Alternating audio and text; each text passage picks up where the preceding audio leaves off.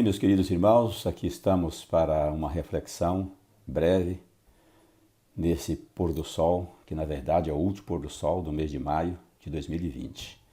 E eu escolhi dois textos para nossa reflexão. Um está no segundo livro dos Reis e o outro no segundo livro das Crônicas. Em segundo Reis, a gente encontra uma carta que o famoso Senaqueribe, rei da Síria, enviou para o rei Ezequias, que naquele então era o rei de Israel. E eu vou ler o conteúdo da carta, depois eu vou ler a reação de Ezequias ao receber a carta e o que ele fez. E em seguida nós vamos ver o resultado da atitude que Ezequias tomou diante da carta que ele havia recebido. E a atitude de Ezequias é uma lição para nós, é um exemplo para nós de que tipo de atitude devemos tomar dependendo das circunstâncias pelas quais nós estamos passando. Então vamos agora ao texto do primeiro livro dos Reis, capítulo 19. Eu vou começar com o verso 10, que fala do conteúdo da carta enviada por Senaqueribe. Ela diz assim: Digam a Ezequias, rei de Judá, não deixe que o seu Deus, em quem você confia, o engane ao dizer: Jerusalém não será entregue nas mãos do rei da Síria. Você já ouviu o que os reis da Síria fizeram com todas as terras, como as destruíram totalmente. E você pensa que poderá escapar? Será que os deuses das nações livraram os povos que os meus pais destruíram? Então veja, esse é parte do conteúdo da carta que Ezequias recebeu do rei da Síria. Ele fala das vitórias que os seus pais, e certamente ele próprio, já haviam conquistado. E ele então desafia Ezequias, fala: Ezequias, você não deve enganar o seu povo, porque você está dizendo para o seu povo que o seu Deus, o Deus em quem você confia, vai livrar você e o seu povo das minhas mãos. Isso não é verdade, porque até hoje nenhum outro Deus livrou o seu povo das mãos do rei da Síria. Não será o seu Deus, e outras palavras está dizendo isso, não será o seu Deus que irá fazê-lo. Portanto, não engane o seu povo, dizendo para eles confiar em Deus. Percebe você que essa carta visava minar a confiança de Ezequias na liderança de Deus, minar a sua fé, a sua certeza de que Deus estava no comando da sua vida e, por conseguinte, no comando da sua nação? Agora vejam a sequência do texto bíblico, a atitude de Ezequias ao receber essa carta. A partir do verso 14 do capítulo 19 de segundo livro dos Reis, eu leio: Ezequias recebeu a carta das mãos dos mensageiros e a leu. Então Ezequias subiu à casa do Senhor e estendeu a carta diante do Senhor, e Ezequias orou diante do Senhor, dizendo: Ó Senhor Deus de Israel, que estás entronizado acima dos querubins, somente tu és Deus de todos os reinos da terra. Tu fizeste os céus e a terra. Inclina, ó Senhor, os ouvidos e ouve. Abre, Senhor, os olhos e vê. Ouve as palavras de Senaqueribe, as quais ele enviou para afrontar o Deus vivo.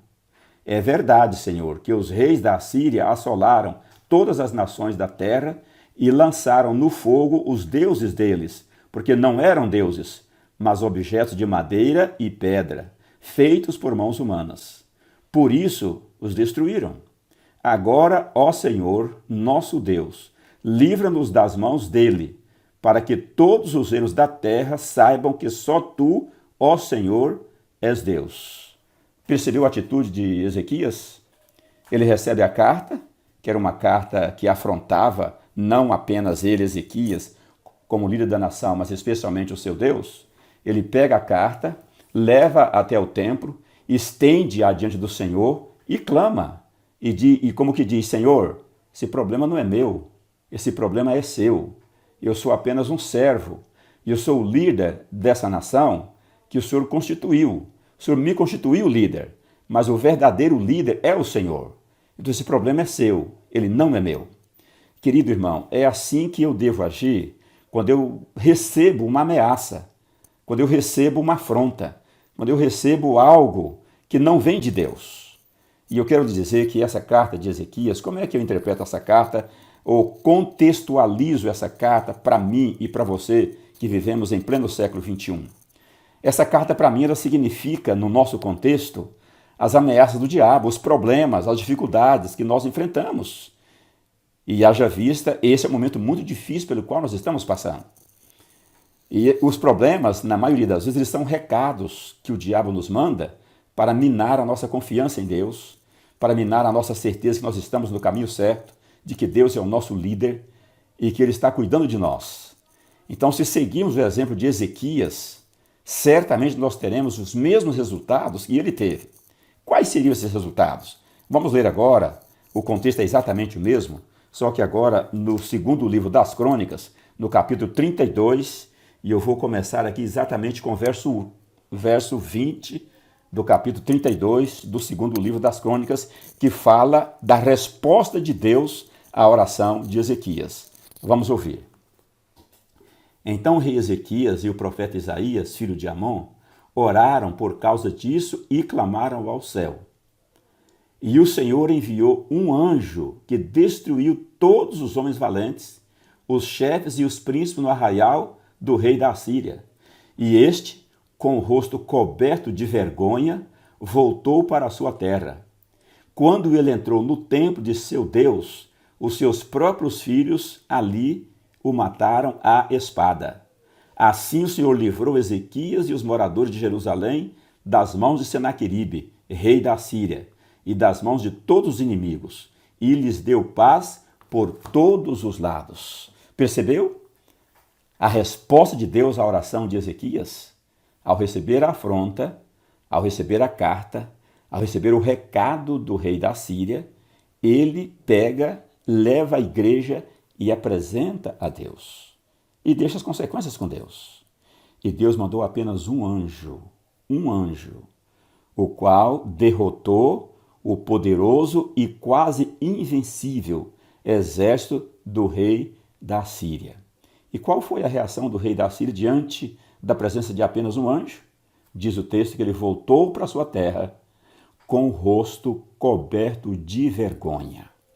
Que humilhação, que decepção, que frustração não foram impostos ao rei da Síria apenas por um anjo enviado pelo Senhor.